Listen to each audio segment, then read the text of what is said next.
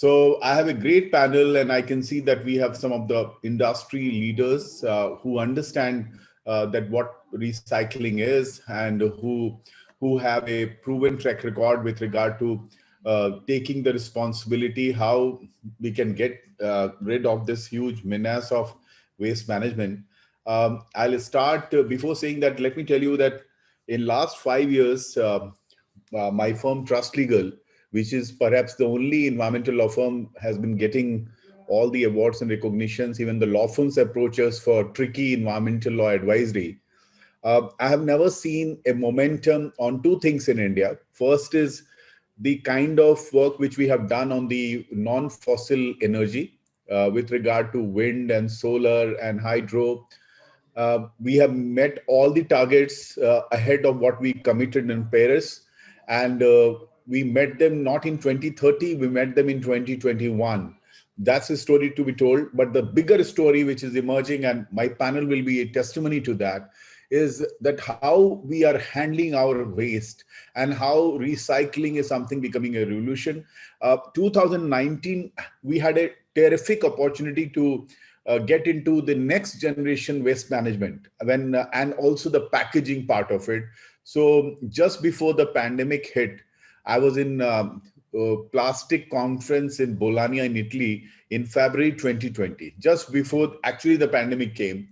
And I was representing there on behalf of many packaging companies who had thought that I should be speaking about what are the hurdles India is facing and how the legislations are being used or sometimes misused.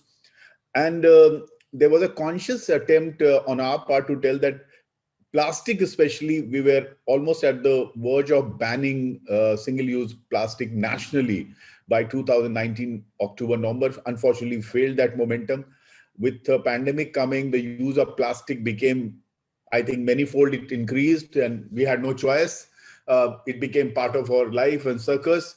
But when I see that in once the pandemic will be over, there is no denying the fact that we'll be back in being responsible packagers, being responsible recyclers. There'll be industry revolution which will happen, and companies like the kind of panel which we have, Vartman, will really decide that how the role of the Pollution Control Board and Central Pollution Control Board will not remain on policing. It will become more of facilitator. So with this background, I will first like to bring Naresh ji, who is one of the industry veterans, who is the chairman of Vartman Namo Recycling Group. And I want your initial thoughts that where is India today so far as the promotion of recycling is concerned and our waste management is concerned? Where are we in 2022? First, I will thank you to make me a part of this great occasion. Hmm. Industry, actually, nowadays I'm looking the environmental policing or the pollution department. People are not really helping the people to protect the environment. Hmm. They just try to create the hurdle in the industry instead of supporting, instead of guiding them how you can reduce the waste, how you can manage your waste from the industry. And more, this is the reason actually government is also not getting the correct data. Definitely industry, a lot of pollution, lot of garbage is coming out from the industry. And we have the home waste management, but we don't have any waste management for the industry. Whatever the waste come out from the industry, there is no planning. People are doing hanky fanky because you don't have the permission to incinerate that. Because if the government permit to incinerate, at least we can reduce from pollution 100 to 5%. We can save 95% pollution from of the industry. But in absence of that, you are forced to give that waste to someone else who is burning in the open by the other means, by using the other means and facilitating so many pupils. Until unless we can organize this sector, we cannot do anything. Single-use plastic is a big threat. Industry waste is a big threat. And we need to understand we are breathing in the same air. There is no different air for the industry, for the common man, or for the environment people. The government make the policy, but how the people implement that is totally different. Yeah, I would like to add to that. When we say the government is not getting proper data, that is inclusive that whatever is generated domestically, industrial data is still there.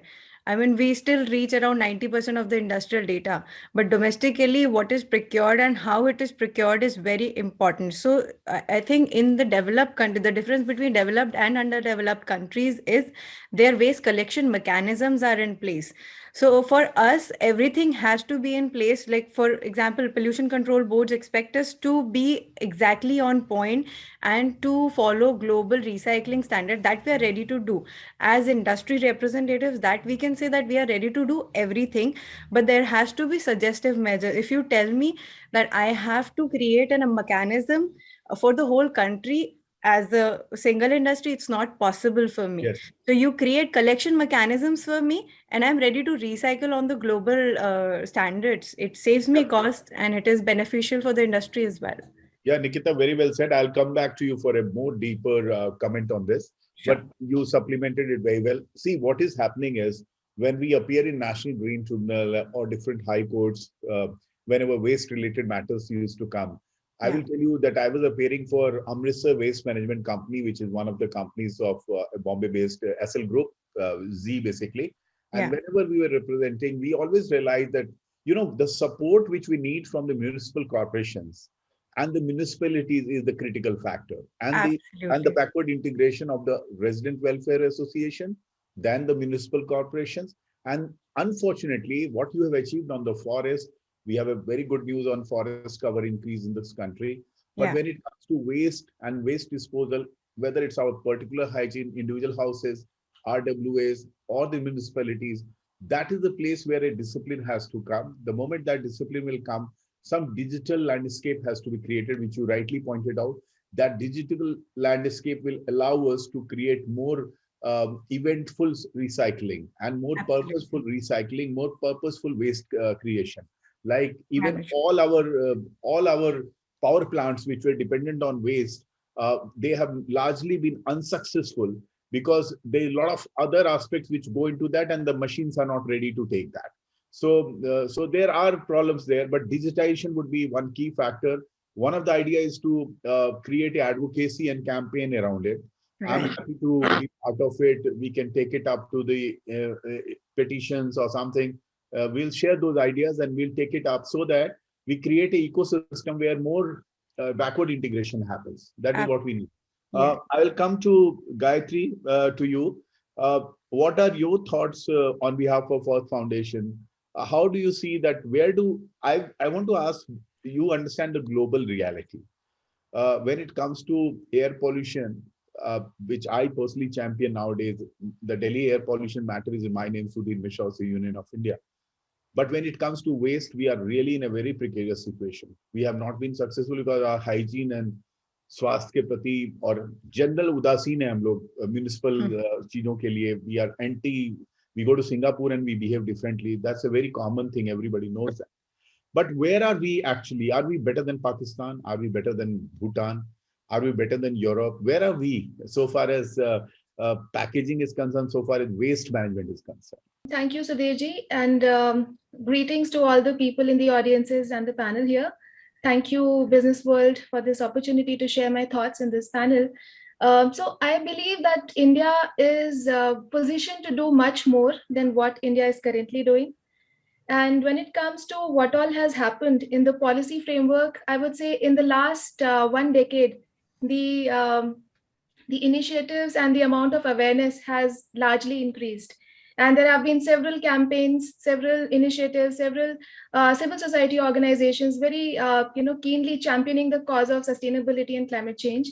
And now with the latest IPCC report, which has laid the code red, and after that COP26, the amount of the seriousness and the urgency with which we have to act has really heightened than ever before. So that is one good thing that I would say. And India is well positioned to lead this vision forward.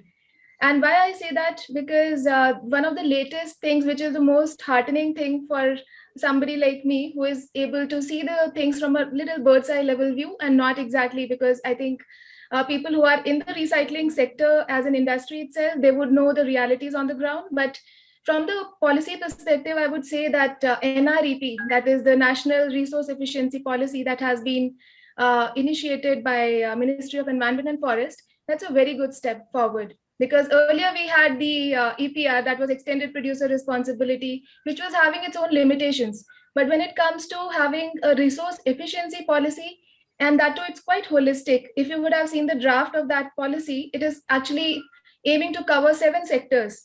And that is actually going beyond plastics. So usually when we talk about recycling, for a common person or a lay person, the first thing that comes to mind is plastics, single-use plastic banning, and everything around plastics and paper. But recycling is much more required in industries like auto industry or building and construction industry, where I think the amount of recycling that's happening is just not efficient and enough. In fact, in building and construction industry, we are recycling only 1% of what we are capable of, which is a very sad news. So I'm saying that we have the potential, we have the know-how, we have the technology. The R&D has to be, there has to be bridge between the current innovations and the kind of applications of those innovations in the industry. As Nikita was saying, the sectoral challenges are different in nature, because they will be happy to implement something once the mechanism is in place, once there is enough know-how, and the channel is created by the larger ecosystem, which can be provided by the government and the policymakers. So I believe that the 7 sectors that have been identified by the NREP, those are going to be the game changers, because mostly the recycling is a sectoral issue, and every sector has to deal with recycling in its own way. It cannot be one size fits all approach, because everybody has to have a different approach to dealing with it. So I'll be happy to share more thoughts, but I'll come back to you. Sure. So we'll go to when you are saying that the recycling is something which is not sector specific. We have to be. It's a very solution which has to be case to case basis. The best person to speak is Dr. Agrawal. He will talk about how he sees recycling beverages cartons. What is your view, sir? Tell us about whether it's a success, whether it's an example, whether we can copy the same thing for other industry.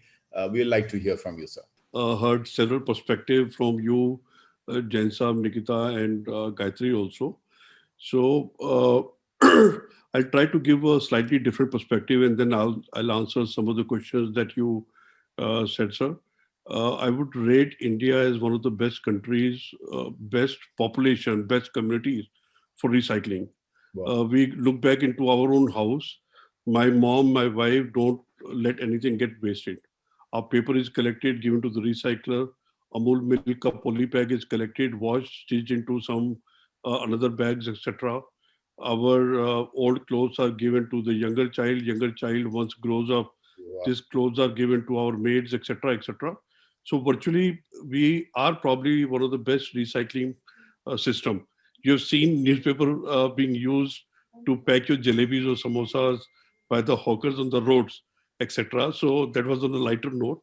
Having said that, I never realized what you just said. It's a brilliantly you have put it. Wonderful, sir. Thank you, sir. So what we don't have is either the systems or processes or the technology or the scale or aggregation and the right collection and segregation protocols.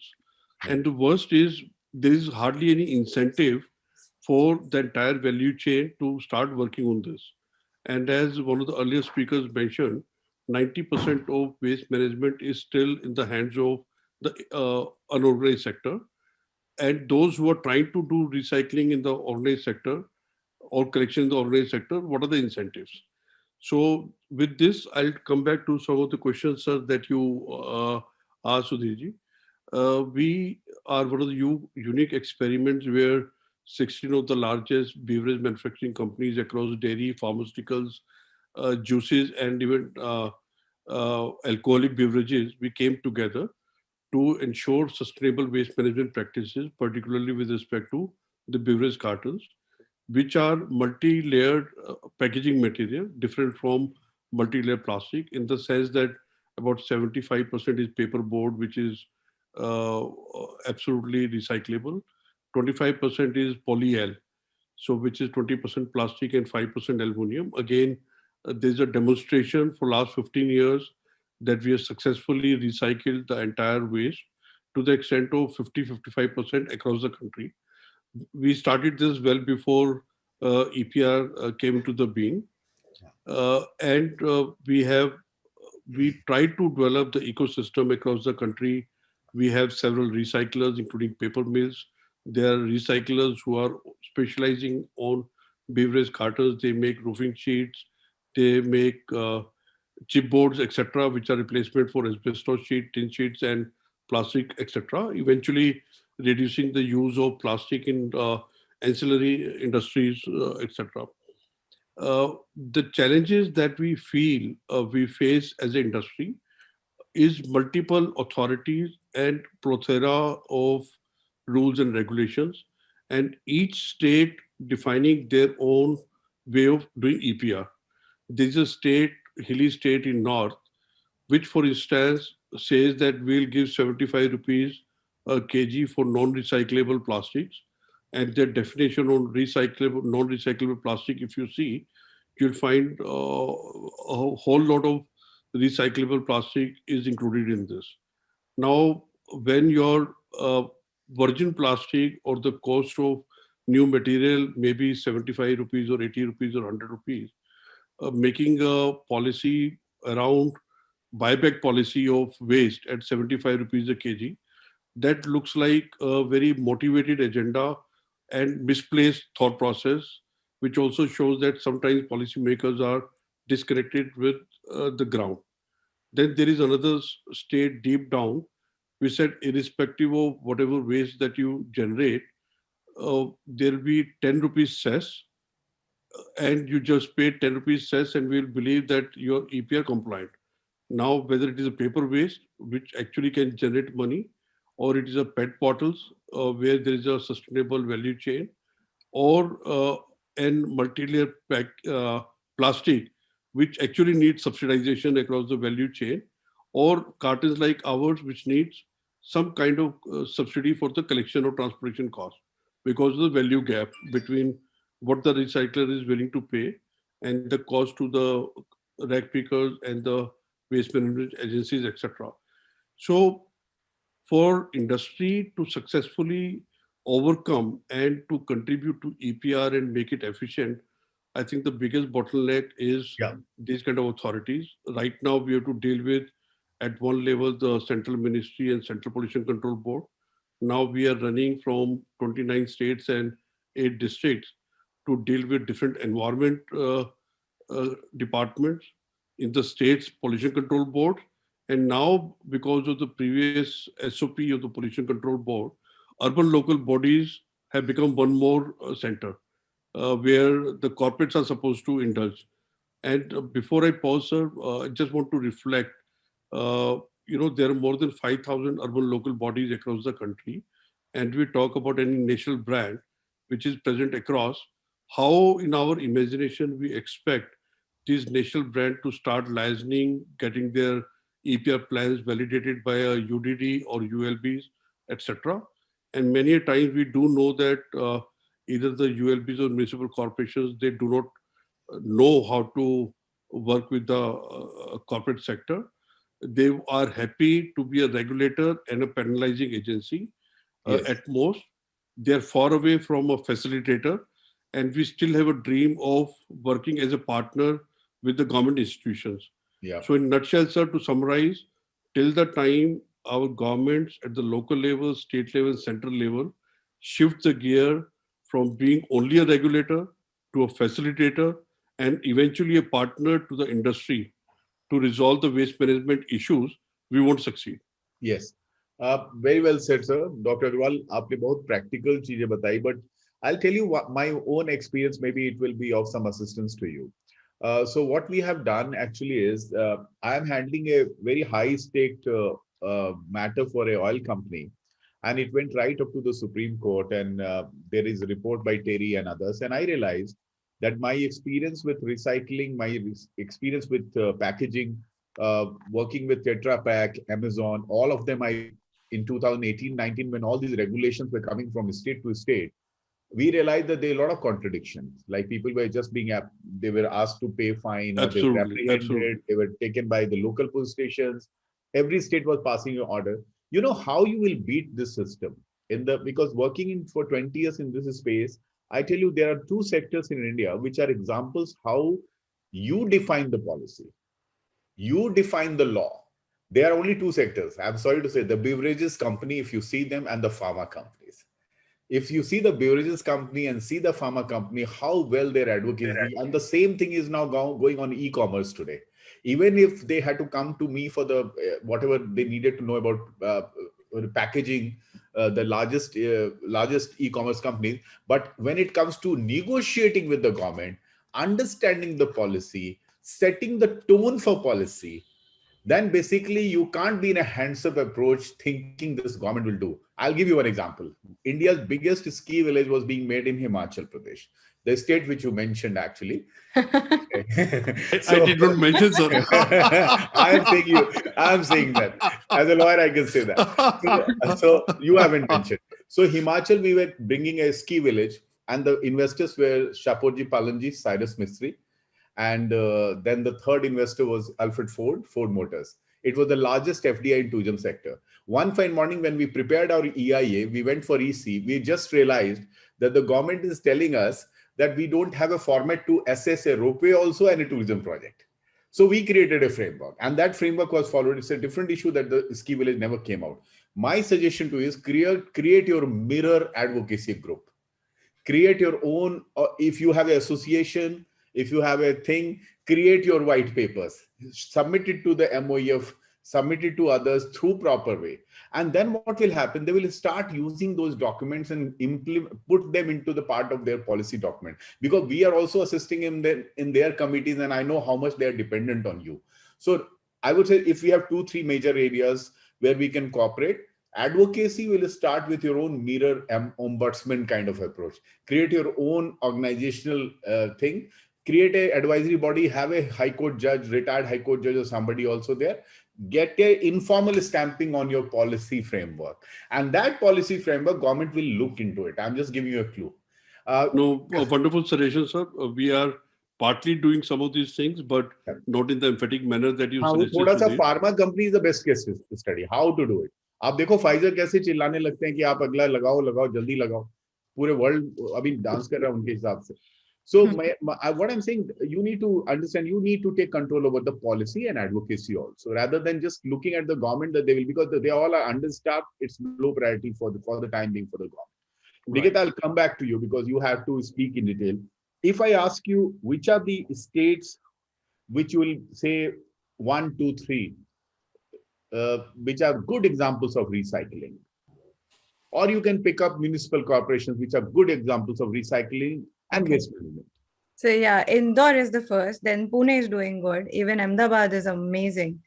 So yeah, apart from north part of the country, I think West is doing better than other parts of the country. Even Bengal I saw, but then there is much of plastics that is spread across. But Indore is doing amazing collection at the point, and the citizens are also very aware. You know, you'll be surprised, Naresh sir, I'll just like to tell you something. India's #1 private university, OP Jindal University, it is in Sonipat. They got Institute of Eminence Award. They are the best private university. They have 280 foreign faculty. Now they called Trust Legal, my firm, to do a sustainability report on them. How they recycle waste, how they do waste management, how they use water, what is the carbon footprint, what is the social imprint. And we were laughing why a university wants it. They have the EIA, EC, they have made the university, and we did that report. You won't believe we are going states after state before the third wave, and we are releasing that report, and now more universities want to do it. I'll just suggest another thing to you. If possible, Indore या Ahmedabad ने ऐसा क्या किया है? First, we need to know that. If we can have a 6-pager or a 10-pager that this is what this, because Indore is an old story. We are knowing it for almost 15 years now, that how they changed it, Surat, Indore. Absolutely. So what is so great about it, if it can come out, I can popularize it in my circle, you can popularize it in your circle, we can give it to the government or Niti Ayogs, that why don't you tell this bare minimum in the collectors conference or the commissioners conference or the pollution control board chairman's conference. Mr. Mishra, to be very honest, we are also doing EPR for a few of the big companies of India in terms of e-waste. And for the collection centers, initially when we were running around, the policies were not finalized. We were running around through the societies and through Delhi, through Gurgaon and nearby areas. I think Gurgaon picked up really well because we could find like-minded people who were genuinely aware. Before telling them what is e-waste, they could tell us that we have e-waste at our place. And now they tell me stories like they have kids club who go and embarrass people if somebody is throwing e-waste into their trash. Wow. So what they say is, this is intervention, auntie, you can't do this and you have to say sorry to us and you can't repeat this. They educate maids. And this is what they have made in different condominiums they are doing. And there are across, I think, 500, 600 condominiums that are doing these. So if we are able to generate this kind of environment, so it starts from basic, it starts from educating our next generation.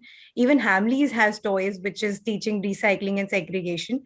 So why not promote all these kind of things at the basic education and basic school level, if we are able to tell, because at every home you see electronic waste, at home you see a lot of kind of waste. Why not segregate plastics and everything at home level?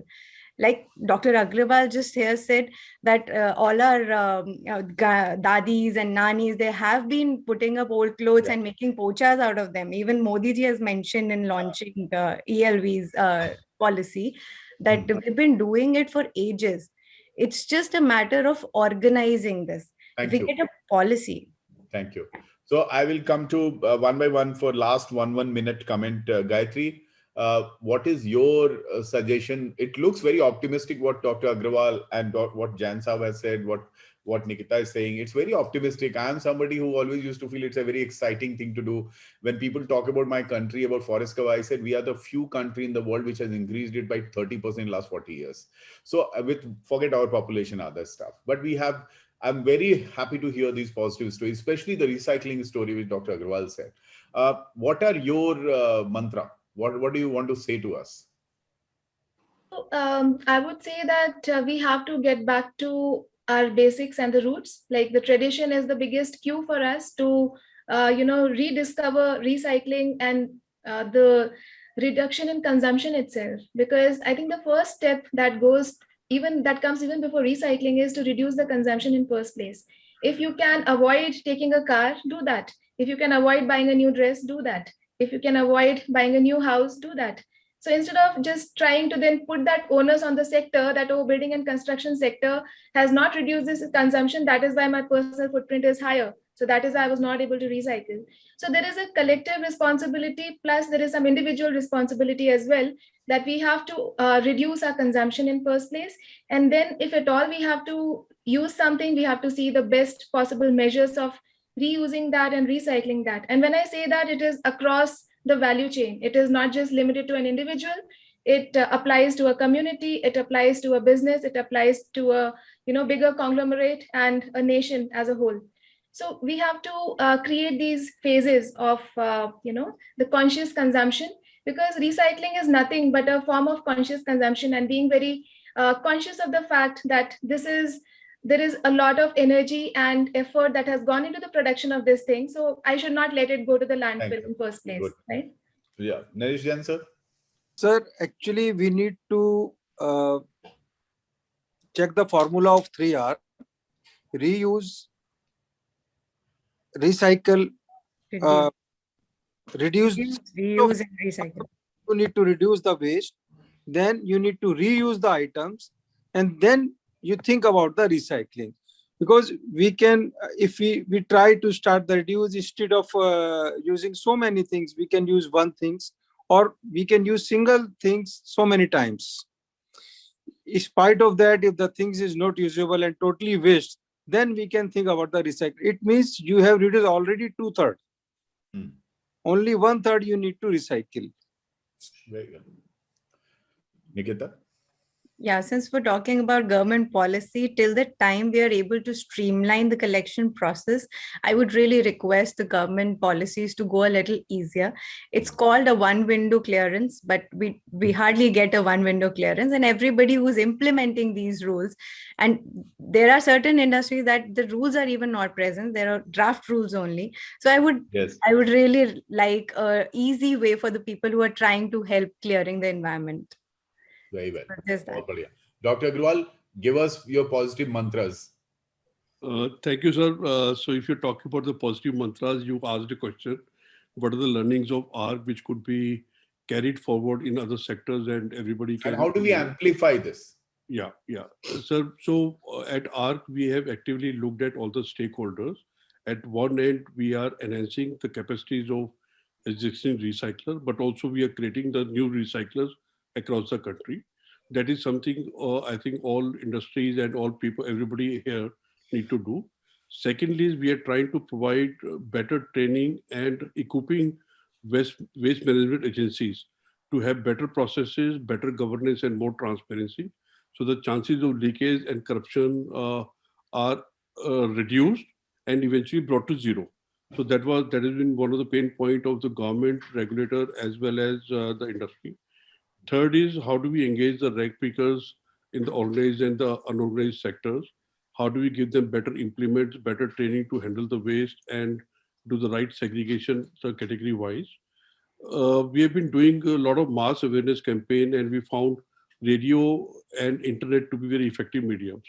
So internet for more educated youth and communities, and radio for almost anyone, and basically messaging, as Nikita and even Gayatri said earlier, how do we have a more robust collection and segregation, and we start from the households. We are also helping our members, the industries, for better implementation. We are creating those linkages, industry to the waste management agencies, industry to the recycler. We understand the value system gap, and if required, we are providing that collection support, which we can call it subsidization, but to ensure that gradually the industry becomes sustainable. And finally, knowledge sharing in platforms like this, where we are sharing with 16 of our members, and also with forums like WeCare, which is a forum for MLPs, multi-layer plastics, and also PACE, which is a forum for PET bottle manufacture. So how do we extend this knowledge and share the best practices? And eventually, sir, to conclude, government has to become a partner, get out of the shoes of only the regulator or only policy maker. And I'm going to use a contentious word. My predecessor spoke about a single window. Actually, that is not a single window, that becomes a single big black hole. So you enter in this seeking a collaboration, and you're never able to get out of this. Absolutely. Thank you. I'll just say something very important here, that it's so enriching to hear all these thoughts. And two of the ideas which we have is that podcast actually in a local community has become a tool for any kind of one-to-one broadcast, very intimate broadcast.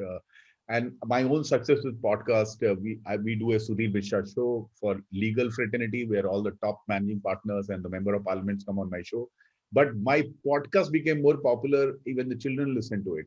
What I'll say, that if we can identify, Nikita, the kind of people who is your community, we can just do a 9-minute, 3-minute, 2-minute podcast, which is what is now enveloping the most of the other developed nations, where any information goes in a podcast, it's like आप मेरे कान में बुदबुदा रहे हो. तो वो भी एक तरीका है, apart from radio and others, that also keep in mind. But it's very, very encouraging to meet all of you and hear your thoughts. I'm very happy to know all of you.